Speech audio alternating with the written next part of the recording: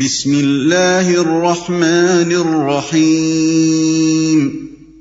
اللہ کے نام سے جو رحمان و رحیم ہے۔ الم تر ان اللہ انزل من السماء ماء فاخرجنا به ثمرات مختلفا الوانها وَمِنَ الْجِبَالِ جُدَدٌ بِيضٌ وَحُمْرٌ مُخْتَلِفٌ أَلْوَانُهَا وَغَرَابِيبُ سُودٌ۔ کیا تم دیکھتے نہیں ہو کہ اللہ آسمان سے پانی برساتا ہے اور پھر اس کے ذریعے سے ہم طرح طرح کے پھل نکال لاتے ہیں جن کے رنگ مختلف ہوتے ہیں۔ پہاڑوں میں بھی سفید، سرخ اور گہری سیاہ دھاریاں پائی جاتی ہیں جن کے رنگ مختلف ہوتے ہیں۔ وَمِنَ النَّاسِ وَالدَّوَابِّ وَالْأَنْعَامِ مُخْتَلِفٌ أَلْوَانُهُ كَذَلِكَ إِنَّمَا يَخْشَى اللَّهَ مِنْ عِبَادِهِ الْعُلَمَاءُ إِنَّ اللَّهَ عَزِيزٌ غَفُورٌ۔ اور اسی طرح انسانوں اور جانوروں اور مویشیوں کے رنگ بھی مختلف ہیں۔ حقیقت یہ ہے کہ اللہ کے بندوں میں سے صرف علم رکھنے والے لوگ ہی اس سے ڈرتے ہیں۔ بے شک اللہ زبردست اور درگزر فرمانے والا ہے۔ رنگ بھی مختلف ہیں۔ اس سے یہ سمجھانا مقصود ہے کہ خدا کی پیدا کردہ کائنات میں کہیں بھی یک رنگی و یکسانی نہیں ہے، ہر طرف تنوع ہی تنوع ہے۔ ایک ہی زمین اور ایک ہی پانی سے طرح طرح کے درخت نکل رہے ہیں، اور ایک درخت کے دو پھل تک اپنے رنگ، جسامت اور مزے میں یکساں نہیں ہیں۔ ایک ہی پہاڑ کو دیکھو تو اس میں کئی کئی رنگ تمہیں نظر آئیں گے، اور اس کے مختلف حصوں کی مادی ترکیب میں بڑا فرق پایا جائے گا۔ انسانوں اور جانوروں میں ایک ماں باپ کے دو بچے تک یکساں نہ ملیں گے۔ اس کائنات میں اگر کوئی مزاجوں اور طبیعتوں اور ذہنیتوں کی یکسانی ڈھونڈے اور وہ اختلافات دیکھ کر گھبرا اٹھے جن کی طرف پہلے آیات نمبر 19 تا 22 میں اشارہ کیا گیا ہے، تو یہ اس کے اپنے فہم کی کوتاہی ہے۔ یہی تنوع اور اختلاف تو پتہ دے رہا ہے کہ اس کائنات کو کسی زبردست حکیم نے بے شمار حکمتوں کے ساتھ پیدا کیا ہے، اور اس کا بنانے والا کوئی بے نظیر خلاق اور بے مثل صناع ہے جو ہر چیز کا کوئی ایک ہی نمونہ لے کر نہیں بیٹھ گیا ہے، بلکہ اس کے پاس ہر شے کے لیے نئے سے نئے ڈیزائن اور بے حد و حساب ڈیزائن ہیں۔ پھر خاص طور پر انسانی طباع اور اذہان کے اختلاف پر کوئی شخص غور کرے تو اسے معلوم ہو سکتا ہے کہ یہ کوئی اتفاقی حادثہ نہیں ہے، بلکہ در حقیقت حکمت تخلیق کا شاہکار ہے۔ اگر تمام انسان پیدائشی طور پر اپنی افتاد طبع اور اپنی خواہشات، جذبات، میلانات اور طرز فکر کے لحاظ سے یکساں بنا دیے جاتے اور کسی اختلاف کی کوئی گنجائش نہ رکھی جاتی تو دنیا میں انسان کی قسم کی ایک نئی مخلوق پیدا کرنا ہی سرے سے لاحاصل ہو جاتا۔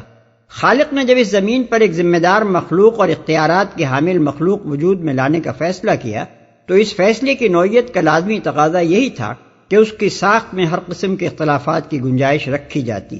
یہ چیز اس بات کی سب سے بڑی شہادت ہے کہ انسان کسی اتفاقی حادثے کا نتیجہ نہیں ہے، بلکہ ایک عظیم الشان حکیمانہ منصوبے کا نتیجہ ہے، اور ظاہر ہے کہ حکیمانہ منصوبہ جہاں بھی پایا جائے گا وہاں لازماً اس کے پیچھے ایک حکیم ہستی کار فرما ہوگی۔ حکیم کے بغیر حکمت کا وجود صرف ایک احمق ہی فرض کر سکتا ہے۔ اس سے ڈرتے ہیں،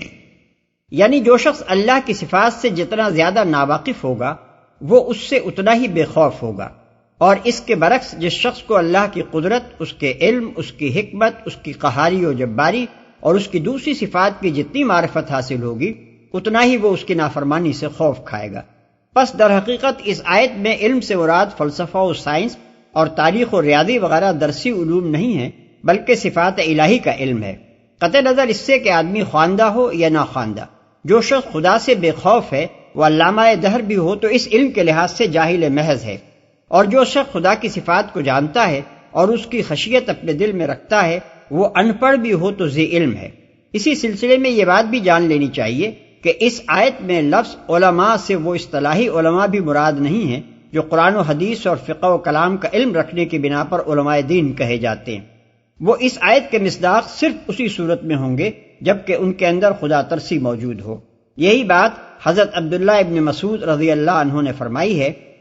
کہ لیس العلم ان کثرت الحدیث ولکن العلم ان کثرت الخشیہ، یعنی علم کثرت حدیث کی بنا پر نہیں ہے بلکہ خوف خدا کی کثرت کے لحاظ سے ہے۔ اور یہی بات حضرت حسن بصری رحمۃ اللہ علیہ نے فرمائی ہے کہ العالم من خشی الرحمن بالغیب ورغب فیما رغب اللہ فیہ وزہد فیما سخط اللہ فیہ،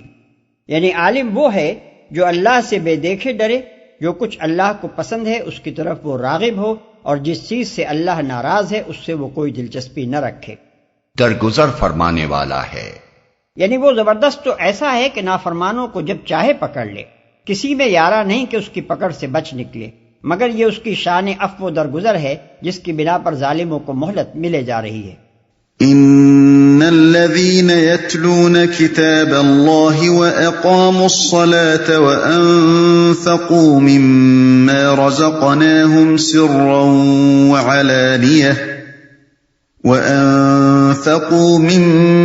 رزقناهم سرا وعلانية يرجون تجارة لن تبور ليوفيهم أجورهم ويزيدهم من فضله إنه غفور شكور۔ جو لوگ کتاب اللہ کی تلاوت کرتے ہیں اور نماز قائم کرتے ہیں، اور جو کچھ ہم نے انہیں رزق دیا ہے اس میں سے کھلے اور چھپے خرچ کرتے ہیں، یقیناً وہ ایک ایسی تجارت کے متوقع ہیں جس میں ہرگز خسارہ نہ ہوگا۔ اس تجارت میں انہوں نے اپنا سب کچھ اس لیے کھپایا ہے تاکہ اللہ ان کے اجر پورے کے پورے ان کو دے اور مزید اپنے فضل سے ان کو عطا فرمائے۔ بے شک اللہ بخشنے والا اور قدردان ہے۔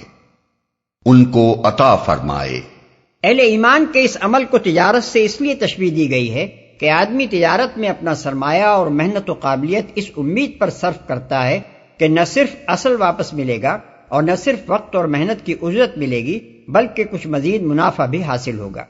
اسی طرح ایک مومن بھی خدا کی فرما برداری میں، اس کی بندگی و عبادت میں اور اس کے دین کی خاطر جد و جہد میں اپنا مال، اپنے اوقات، اپنی محنتیں اور قابلیتیں اس امید پر کھپا دیتا ہے کہ نہ صرف ان سب کا پورا پورا اجر ملے گا بلکہ اللہ اپنے فضل سے مزید بہت کچھ عنایت فرمائے گا۔ مگر دونوں تجارتوں میں فرق، اور بہت بڑا فرق اس بنا پر ہے کہ دنیاوی تجارت میں محض نفع ہی کی امید نہیں ہوتی، گھاٹے اور دیوالے تک کا خطرہ بھی ہوتا ہے، بخلاف اس کے جو تجارت ایک مخلص بندہ اپنے خدا کے ساتھ کرتا ہے اس میں کسی خسارے کا اندیشہ نہیں۔ قدردان ہے، یعنی مخلص اہل ایمان کے ساتھ اللہ تعالیٰ کا معاملہ اس تنگ دل آقا کا سا نہیں ہے جو بات بات پر گرفت کرتا ہو اور ایک ذرا سی خطا پر اپنے ملازم کی ساری خدمتوں اور وفاداریوں پر پانی پھیر دیتا ہو۔ وہ فیاض اور کریم آقا ہے، جو بندہ اس کا وفادار ہو اس کی خطاؤں پر چشم پوشی سے کام لیتا ہے اور جو کچھ بھی خدمت اس سے بنائی ہو اس کی قدر فرماتا ہے۔ والذی اوحینا الیک من الکتاب هو الحق مصدقا لما بین یدیہ ان اللہ بعبادہ لخبیر بصیر۔ اے نبی، جو کتاب ہم نے تمہاری طرف وحی کے ذریعے سے بھیجی ہے وہی حق ہے، تصدیق کرتی ہوئی آئی ہے ان کتابوں کی جو اس سے پہلے آئی تھیں۔ بے شک اللہ اپنے بندوں کے حال سے باخبر ہے اور ہر چیز پر نگاہ رکھنے والا ہے جو اس سے پہلے آئی تھیں۔ مطلب یہ ہے کہ وہ کوئی نرالی بات نہیں پیش کر رہی ہے جو پچھلے انبیاء کی لائی ہوئی تعلیمات کے خلاف ہو، بلکہ اسی ازلی و ابدی حق کو پیش کر رہی ہے جو ہمیشہ سے تمام انبیاء پیش کرتے چلے آ رہے ہیں۔ ہر چیز پر نگاہ رکھنے والا ہے۔ اللہ کی ان صفات کو یہاں بیان کرنے کا مقصود اس حقیقت پر متنبع کرنا ہے کہ بندوں کے لیے خیر کس چیز میں ہے اور ان کی ہدایت و رہنمائی کے لیے کیا اصول موضوع ہیں اور کون سے ضابطے ٹھیک ٹھیک ان کی مصلحت کے مطابق ہیں۔ ان امور کو اللہ کے سوا کوئی نہیں جان سکتا، کیونکہ بندوں کی فطرت اور اس کے تقاضوں سے وہی باخبر ہے اور ان کے حقیقی مسالے پر وہی نگاہ رکھتا ہے۔ بندے خود اپنے آپ کو اتنا نہیں جانتے جتنا ان کا خالق ان کو جانتا ہے، اس لیے حق وہی ہے اور وہی ہو سکتا ہے جو اس نے وحی کے ذریعے سے بتا دیا ہے۔ ثم أورثنا الكتاب الذين اصطفينا من عبادنا فمنهم ظالم لنفسه ومنهم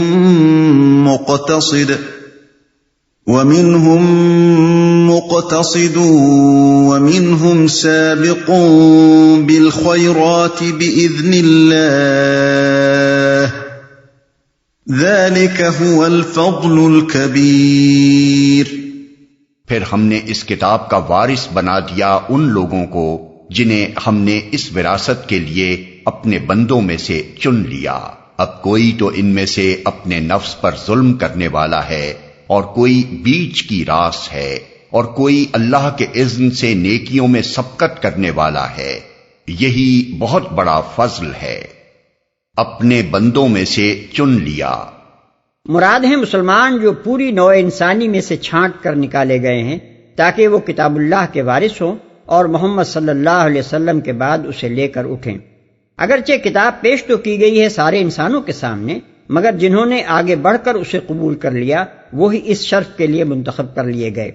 کہ قرآن جیسی عظیم کتاب کے وارث اور محمد عربی صلی اللہ علیہ وسلم جیسے رسول عظیم کی تعلیم و ہدایت کے امین بنے۔ یہی بہت بڑا فضل ہے۔ یعنی یہ مسلمان سب کے سب ایک ہی طرح کے نہیں ہیں، بلکہ یہ 3 طبقوں میں تقسیم ہو گئے ہیں۔ 1، اپنے نفس پر ظلم کرنے والے، یہ وہ لوگ ہیں جو قرآن کو سچے دل سے اللہ کی کتاب اور محمد صلی اللہ علیہ وسلم کو ایمانداری کے ساتھ اللہ کا رسول تو مانتے ہیں، مگر عملاً کتاب اللہ اور سنت رسول اللہ کی پیروی کا حق ادا نہیں کرتے۔ مومن ہیں مگر گناہ گار ہیں، مجرم ہیں مگر باغی نہیں ہیں، ضعیف الایمان ہیں مگر منافق اور دل و دماغ سے کافر نہیں ہیں۔ اسی لیے ان کو ظالم لنفسہ ہی ہونے کے باوجود وارثین کتاب میں داخل اور خدا کے چنے ہوئے بندوں میں شامل کیا گیا ہے، ورنہ ظاہر ہے کہ باغیوں اور منافقوں اور قلب و ذہن کے کافروں پر ان اوصاف کا اطلاق نہیں ہو سکتا۔ تینوں درجات میں سے اس درجے کے اہل ایمان کا ذکر سب سے پہلے اس لیے کیا گیا ہے کہ تعداد کے لحاظ سے امت میں کثرت انہی کی ہے۔ 2، بیچ کی راس، یہ وہ لوگ ہیں جو اس وراثت کا حق کم و بیش ادا تو کرتے ہیں مگر پوری طرح نہیں کرتے، فرما بردار بھی ہیں اور خطا کار بھی۔ اپنے نفس کو بالکل بے لگام تو انہوں نے نہیں چھوڑ دیا ہے، بلکہ اسے خدا کا مطیع بنانے کی اپنی حد تک کوشش کرتے ہیں، لیکن کبھی یہ اس کی باغیں ڈھیلی بھی چھوڑ دیتے ہیں اور گناہوں میں مبتلا ہو جاتے ہیں۔ اس طرح ان کی زندگی اچھے اور برے دونوں طرح کے اعمال کا مجموعہ بن جاتی ہے۔ یہ تعداد میں پہلے گروہ سے کم اور تیسرے گروہ سے زیادہ ہیں، اس لیے ان کو دوسرے نمبر پر رکھا گیا ہے۔ 3، نیکیوں میں سبقت کرنے والے، یہ وارثین کتاب میں صف اول کے لوگ ہیں، یہی دراصل اس وراثت کا حق ادا کرنے والے ہیں۔ یہ اتباع کتاب و سنت میں بھی پیش ہیں، خدا کا پیغام اس کے بندوں تک پہنچانے میں بھی پیش، دین حق کی خاطر قربانیاں کرنے میں بھی پیش اور بھلائی کے ہر کام میں پیش۔ یہ دانستہ معصیت کرنے والے نہیں ہیں، اور نادانستہ کوئی گناہ سرزد ہو جائے تو اس پر متنبہ ہوتے ہی ان کی پیشانیاں شرم سے عرقآلود ہو جاتی ہیں۔ ان کی تعداد امت میں پہلے دونوں گروہوں سے کم ہے، اس لیے ان کا آخر میں ذکر کیا گیا ہے، اگرچہ وراثت کا حق ادا کرنے کے معاملے میں ان کو اولیت کا شرف حاصل ہے۔ یہی بہت بڑا فضل ہے۔ اس فقرے کا تعلق اگر قریب ترین فقرے سے مانا جائے تو اس کا مطلب یہ ہوگا کہ نیکیوں میں سبقت کرنا ہی بڑا فضل ہے، اور جو لوگ ایسے ہیں وہ امت مسلمہ میں سب سے افضل ہیں۔ اور اس فقرے کا تعلق پہلے فقرے سے مانا جائے تو مطلب یہ ہوگا کہ کتاب اللہ کا وارث ہونا اور اس وراثت کے لیے چن لیا جانا بڑا فضل ہے، اور خدا کے تمام بندوں میں وہ بندے سب سے افضل ہیں جو قرآن اور محمد صلی اللہ علیہ وسلم پر ایمان لا کر اس انتخاب میں کامیاب ہو گئے ہیں۔ جنات عدن يدخلونها يحلون فيها من أساور من ذهب ولؤلؤا ولباسهم فيها حرير وقالوا الحمد لله الذي أذهب عنا الحزن إن ربنا لغفور شكور الذي أحلنا دار المقامة من فضله لا يمسنا فيها نصب ولا يمسنا فيها لغوب۔ ہمیشہ رہنے والی جنتیں ہیں جن میں یہ لوگ داخل ہوں گے، وہاں انہیں سونے کے کنگنوں اور موتیوں سے آراستہ کیا جائے گا، وہاں ان کا لباس ریشم ہوگا، اور وہ کہیں گے کہ شکر ہے اس خدا کا جس نے ہم سے غم دور کر دیا، یقیناً ہمارا رب معاف کرنے والا اور قدر فرمانے والا ہے، جس نے ہمیں اپنے فضل سے ابدی قیام کی جگہ ٹھہرا دیا، اب یہاں نہ ہمیں کوئی مشقت پیش آتی ہے اور نہ تکان لاحق ہوتی ہے، جن میں یہ لوگ داخل ہوں گے۔ مفسرین میں سے ایک گروہ اس بات کا قائل ہے کہ اس فقرے کا تعلق قریب ترین دونوں فقروں سے ہے، یعنی نیکیوں پر سبقت کرنے والے ہی بڑی فضیلت رکھتے ہیں اور وہی ان جنتوں میں داخل ہوں گے۔ رہے پہلے دو گروہ تو ان کے بارے میں سکوت فرمایا گیا ہے تاکہ وہ اپنے انجام کے معاملے میں فکر مند ہوں اور اپنی موجودہ حالت سے نکل کر آگے بڑھنے کی کوشش کریں۔ اس رائے کو علامہ زمخشری نے بڑے زور کے ساتھ بیان کیا ہے اور امام رازی رحمۃ اللہ علیہ نے اس کی تائید کی ہے، لیکن مفسرین کی اکثریت یہ کہتی ہے کہ اس کا تعلق اوپر کی پوری عبارت سے ہے، اور اس کا مطلب یہ ہے کہ امت کے یہ تینوں گروہ بالآخر جنت میں داخل ہوں گے، خواہ محاسبہ کے بغیر یا محاسبے کے بعد، خواہ ہر مواخذے سے محفوظ رہ کر یا کوئی سزا پانے کے بعد۔ اسی تفسیر کی تائید قرآن کا سیاق و سباق کرتا ہے، کیونکہ آگے چل کر وارثین کتاب کے بالمقابل دوسرے گروہ کے متعلق ارشاد ہوتا ہے کہ اور جن لوگوں نے کفر کیا ہے ان کے لیے جہنم کی آگ ہے۔ اس سے معلوم ہوا کہ جن لوگوں نے اس کتاب کو مان لیا ہے ان کے لیے جنت ہے، اور جنہوں نے اس پر ایمان لانے سے انکار کیا ہے ان کے لیے جہنم۔ پھر اسی کی تائید نبی صلی اللہ علیہ وسلم کی وہ حدیث کرتی ہے جسے حضرت ابو درداء رضی اللہ عنہ نے روایت کیا ہے، اور امام احمد، ابن جریر، ابن ابی حاتم، طبرانی، بہقی اور بعض دوسرے محدثین نے اسے نقل کیا ہے۔ اس میں حضور صلی اللہ علیہ وسلم فرماتے ہیں، جو لوگ نیکیوں میں سبقت لے گئے وہ جنت میں کسی حساب کے بغیر داخل ہوں گے، اور جو بیچ کی راس رہے ہیں ان سے محاسبہ ہوگا مگر ہلکا محاسبہ۔ رہے وہ لوگ جنہوں نے اپنے نفس پر ظلم کیا ہے تو وہ محشر کے پورے طویل عرصے میں روک رکھے جائیں گے، پھر انہی کو اللہ اپنی رحمت میں لے لے گا، اور یہی لوگ ہیں جو کہیں گے کہ شکر ہے اس خدا کا جس نے ہم سے غم دور کر دیا۔ اس حدیث میں حضور صلی اللہ علیہ وسلم نے اس آیت کی پوری تفسیر خود بیان فرما دی ہے، اور اہل ایمان کے تینوں طبقوں کا انجام الگ الگ بتا دیا ہے۔ بیچ کی راس والوں سے ہلکا محاسبہ ہونے کا مطلب یہ ہے کہ کفار کو تو ان کے کفر کے علاوہ ان کے ہر جرم اور گناہ کی جداگانہ سزا بھی دی جائے گی، مگر اس کے برعکس اہل ایمان نے جو لوگ اچھے اور برے دونوں طرح کے اعمال لے کر پہنچیں گے ان کی نیکیوں اور ان کے گناہوں کا مجموعی محاسبہ ہوگا۔ یہ نہیں ہوگا کہ ہر نیکی کی الگ جزا اور ہر قصور کی الگ سزا دی جائے۔ اور یہ جو فرمایا کہ اہل ایمان میں سے جن لوگوں نے اپنے نفس پر ظلم کیا ہوگا وہ محشر کے پورے عرصے میں روک رکھے جائیں گے، اس کا مطلب یہ ہے کہ وہ جہنم میں نہیں ڈالے جائیں گے بلکہ ان کو تا برخاست عدالت کی سزا دی جائے گی، یعنی روز حشر کی پوری طویل مدت جو نہ معلوم کتنی صدیوں کے برابر طویل ہوگی ان پر اپنی ساری سختیوں کے ساتھ گزر جائے گی، یہاں تک کہ آخرکار اللہ ان پر رحم فرمائے گا اور خاتمہ عدالت کے وقت حکم دے گا کہ اچھا انہیں بھی جنت میں داخل کر دو۔ اسی مضمون کے متعدد اقوال محدثین نے بہت سے صحابہ مثلا حضرت عمر، حضرت عثمان، حضرت عبداللہ ابن مسعود، حضرت عبداللہ ابن عباس، حضرت عائشہ رضی اللہ عنہا، حضرت ابو سعید خدری اور براء بن عازب رضی اللہ عنہم سے نقل کی ہیں، اور ظاہر ہے کہ صحابہ ایسے معاملات میں کوئی بات اس وقت تک نہیں کہہ سکتے تھے جب تک انہوں نے خود نبی صلی اللہ علیہ وسلم سے اس کو نہ سنا ہو، مگر اس سے یہ نہ سمجھ لینا چاہیے کہ مسلمانوں میں سے جن لوگوں نے اپنے نفس پر ظلم کیا ہے ان کے لیے صرف تا برخاست عدالت ہی کی سزا ہے اور ان میں سے کوئی جہنم میں جائے گا ہی نہیں۔ قرآن اور حدیث میں متعدد ایسے جرائم کا ذکر ہے جن کے مرتکب کو ایمان بھی جہنم میں جانے سے نہیں بچا سکتا۔ مثلا جو مومن کسی مومن کو عمدن قتل کر دے اس کے لیے جہنم کی سزا کا اللہ تعالیٰ نے خود اعلان فرما دیا ہے۔ اسی طرح قانون وراثت کی خداوندی حدود کو توڑنے والوں کے لیے بھی قرآن مجید میں جہنم کی وعید فرمائی گئی ہے۔ سود کی حرمت کا حکم آ جانے کے بعد پھر سود خواری کرنے والوں کے لیے بھی صاف صاف اعلان فرمایا گیا ہے کہ وہ اصحاب النار ہیں۔ اس کے علاوہ بعض اور کبائر کے مرتکبین کے لیے بھی احادیث میں تصریح ہے کہ وہ جہنم میں جائیں گے۔ ہم سے غم دور کر دیا۔ ہر قسم کا غم، دنیا میں جن فکروں اور پریشانیوں میں ہم مبتلا تھے ان سے بھی نجات ملی، عقبہ میں اپنے انجام کی جو فکر لاحق تھی وہ بھی ختم ہوئی، اور اب آگے چین ہی چین ہے، کسی رنج و الم کا کوئی سوال ہی باقی نہ رہا۔ قدر فرمانے والا ہے۔ یعنی ہمارے قصور اس نے معاف فرما دیے، اور عمل کی جو تھوڑی سی پونجی ہم لائے تھے اس کی ایسی قدر فرمائی کہ اپنی جنت اس کے بدلے میں ہمیں عطا فرما دی۔ ابدی قیام کی جگہ ٹھہرا دیا، یعنی دنیا ہماری سفر حیات کی ایک منزل تھی جس سے ہم گزر آئے ہیں، اور میدان حشر بھی اس سفر کا ایک مرحلہ تھا جس سے ہم گزر لیے ہیں۔ اب ہم اس جگہ پہنچ گئے ہیں جہاں سے نکل کر پھر کہیں جانا نہیں ہے، نہ تکان لاحق ہوتی ہے۔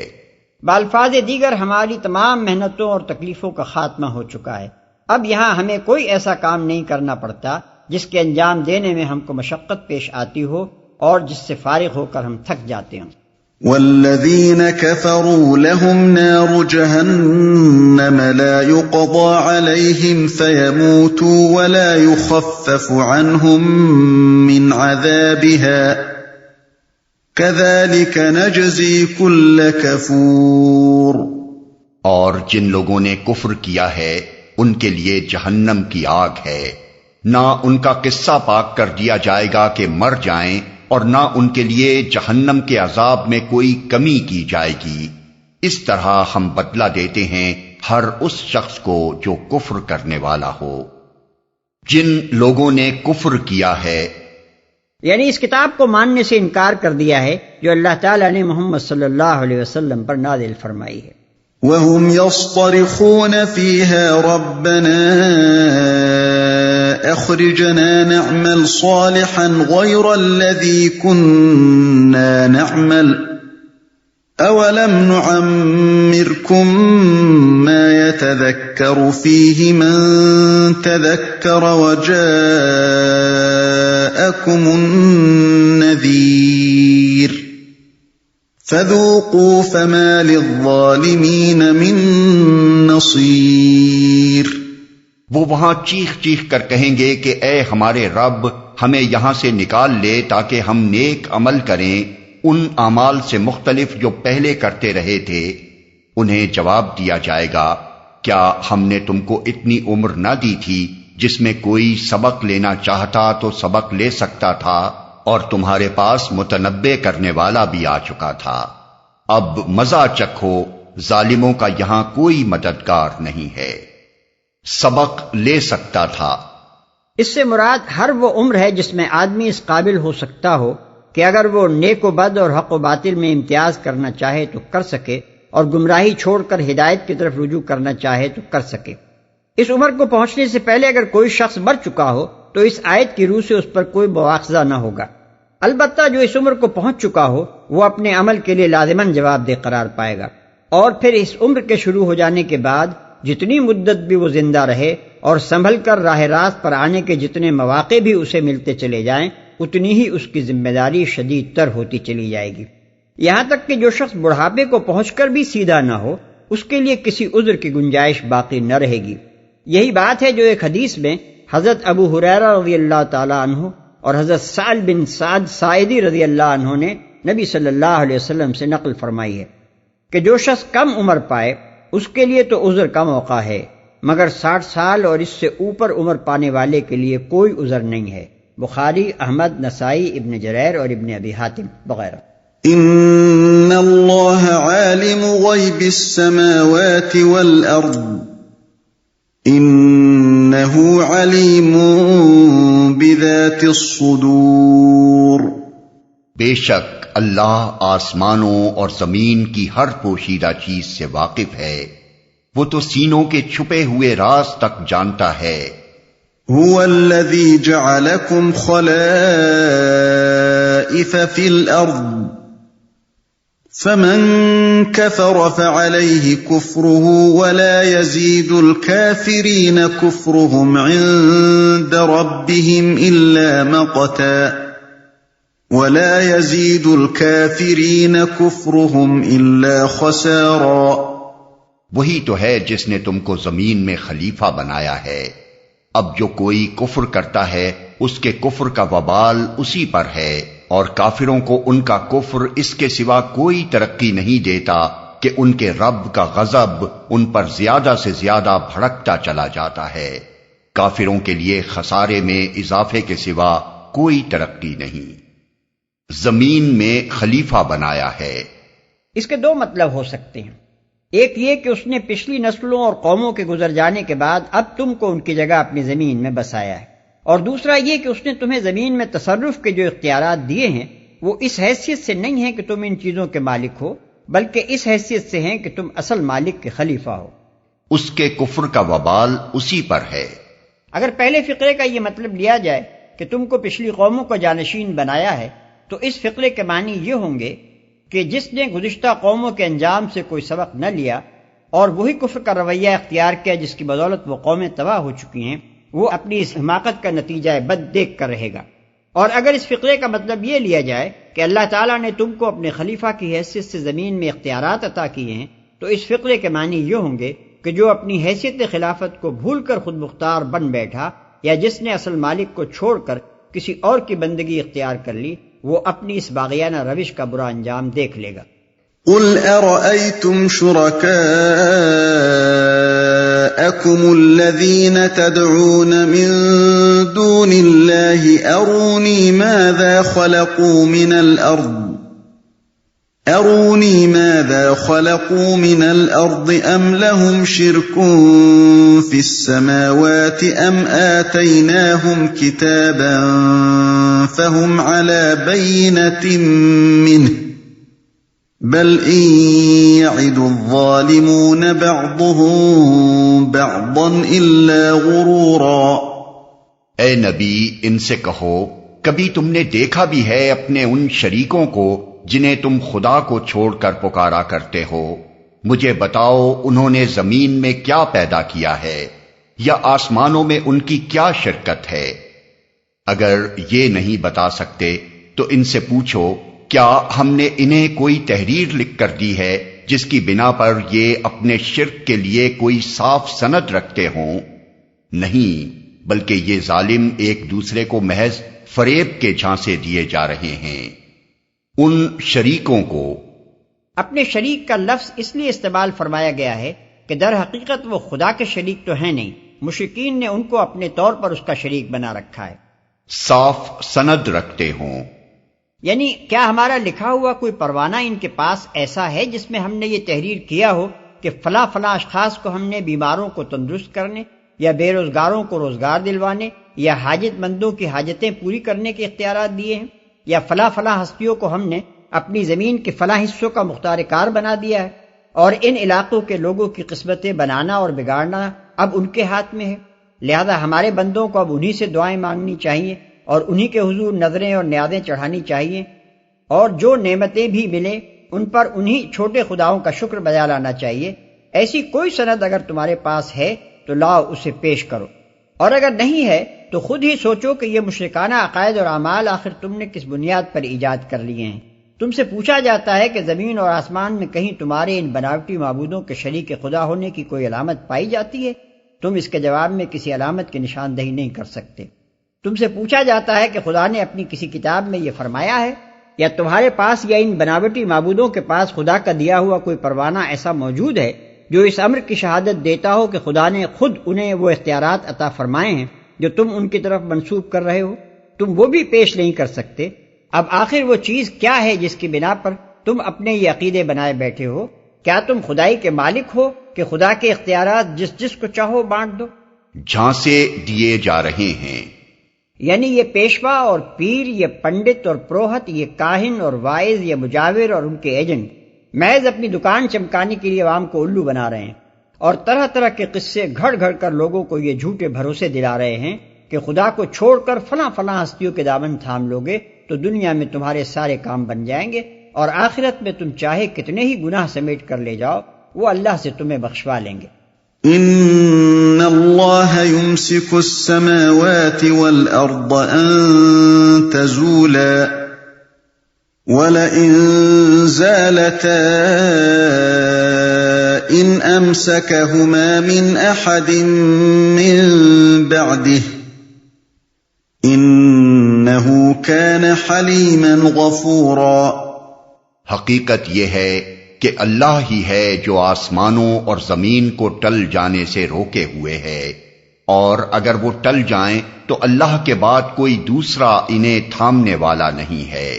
بے شک اللہ بڑا حلیم اور درگزر فرمانے والا ہے۔ انہیں تھامنے والا نہیں ہے۔ یعنی یہ اتھاہ کائنات اللہ تعالیٰ کے قائم رکھنے سے قائم ہے، کوئی فرشتہ یا جن یا نبی یا ولی اس کو سنبھالے ہوئے نہیں ہے۔ کائنات کو سنبھالنا تو درکنار، یہ بے بس بندے تو اپنے وجود کو سنبھالنے پر بھی قادر نہیں۔ ہر ایک اپنی پیدائش اور اپنے بقا کے لیے ہر آن اللہ جل شانہ کا محتاج ہے۔ ان میں سے کسی کے متعلق یہ سمجھنا کہ خدائی کی صفات اور اختیارات میں اس کا کوئی حصہ ہے، خالص حماقت اور فریب خوردگی کے سوا اور کیا ہو سکتا ہے۔ درگزر فرمانے والا ہے، یعنی یہ سراسر اللہ کا حلم اور اس کی چشم پوشی ہے کہ اتنی بڑی گستاخیاں اس کی جناب میں کی جا رہی ہیں اور پھر بھی وہ سزا دینے میں جلدی نہیں کر رہا ہے۔ وَأَقْسَمُوا بِاللَّهِ جَهْدَ أَيْمَانِهِمْ لَئِن جَاءَهُمْ نَذِيرٌ لَّيَكُونُنَّ أَهْدَىٰ مِنْ إِحْدَى الْأُمَمِ فَلَمَّا جَاءَهُمْ نَذِيرٌ مَّا زَادَهُمْ إِلَّا نُفُورًا اسْتِكْبَارًا فِي الْأَرْضِ وَمَكْرَ السَّيِّئِ وَلَا يَحِيقُ الْمَكْرُ السَّيِّئُ إِلَّا بِأَهْلِهِ فَهَلْ يَنظُرُونَ إِلَّا سُنَّةَ الْأَوَّلِينَ فَلَن تَجِدَ لِسُنَّةِ اللَّهِ تَبْدِيلًا وَلَن تَجِدَ لِسُنَّةِ اللَّهِ تَحْوِيلًا۔ یہ لوگ کڑی کڑی قسمیں کھا کر کہا کرتے تھے کہ اگر کوئی خبردار کرنے والا ان کے ہاں آ گیا ہوتا تو یہ دنیا کی ہر دوسری قوم سے بڑھ کر راست رو ہوتے، مگر جب خبردار کرنے والا ان کے پاس آ گیا تو اس کی آمد نے ان کے اندر حق سے فرار کے سوا کسی چیز میں اضافہ نہ کیا۔ یہ زمین میں اور زیادہ استکبار کرنے لگے اور بری بری چالیں چلنے لگے، حالانکہ بری چالیں اپنے چلنے والوں ہی کو لے بیٹھتی ہیں۔ اب کیا یہ لوگ اس کا انتظار کر رہے ہیں کہ پچھلی قوموں کے ساتھ اللہ کا جو طریقہ رہا ہے وہی ان کے ساتھ بھی برتا جائے؟ یہی بات ہے تو تم اللہ کے طریقے میں ہرگز کوئی تبدیلی نہ پاؤ گے، اور تم کبھی نہ دیکھو گے کہ اللہ کی سنت کو اس کے مقرر راستے سے کوئی طاقت پھیر سکتی ہے۔ بڑھ کر راست رو ہوتے۔ یہ بات نبی صلی اللہ علیہ وسلم کی بعثت سے پہلے عرب کے لوگ عموماً اور قریش کے لوگ خصوصاً یہود و نصارہ کی بگڑی ہوئی اخلاقی حالت کو دیکھ کر کہا کرتے تھے۔ ان کے اس قول کا ذکر اس سے پہلے سورہ انعام آیات 156-157 میں بھی گزر چکا ہے، اور آگے سورہ صافات آیات 167 تا 169 میں بھی آ رہا ہے۔ وہی ان کے ساتھ بھی برتا جائے، یعنی اللہ کا یہ قانون ان پر بھی جاری ہو جائے کہ جو قوم اپنے نبی کو جھٹلاتی ہے وہ تباہ کر کے رکھ دی جاتی ہے۔ أَوَلَمْ يَسِيرُوا فِي الْأَرْضِ فَيَنظُرُوا كَيْفَ كَانَ عَاقِبَةُ الَّذِينَ مِن قَبْلِهِمْ وَكَانُوا أَشَدَّ مِنْهُمْ قُوَّةً وَمَا كَانَ اللَّهُ لِيُعْجِزَهُ مِن شَيْءٍ فِي السَّمَاوَاتِ وَلَا فِي الْأَرْضِ انہ کان علیما قدیرا۔ کیا یہ لوگ زمین میں کبھی چلے پھرے نہیں ہیں کہ انہیں ان لوگوں کا انجام نظر آتا جو ان سے پہلے گزر چکے ہیں اور ان سے بہت زیادہ طاقتور تھے؟ اللہ کو کوئی چیز عاجز کرنے والی نہیں ہے، نہ آسمانوں میں اور نہ زمین میں۔ وہ سب کچھ جانتا ہے اور ہر چیز پر قدرت رکھتا ہے۔ وَلَوْ يُؤَاخِذُ اللَّهُ النَّاسَ بِمَا كَسَبُوا مَا تَرَكَ عَلَى ظَهْرِهَا مِن دَابَّةٍ وَلَكِن يُؤَخِّرُهُمْ إِلَى أَجَلٍ مُّسَمًّى فَإِذَا جَاءَ أَجَلُهُمْ فَإِنَّ اللَّهَ كَانَ بِعِبَادِهِ بَصِيرًا۔ اگر کہیں وہ لوگوں کو ان کے کیے کرتوتوں پر پکڑتا تو زمین پر کسی متنفس کو جیتا نہ چھوڑتا، مگر وہ انہیں ایک مقرر وقت تک کے لیے مہلت دے رہا ہے، پھر جب ان کا وقت آن پورا ہوگا تو تو اللہ اپنے بندوں کو دیکھ لے گا۔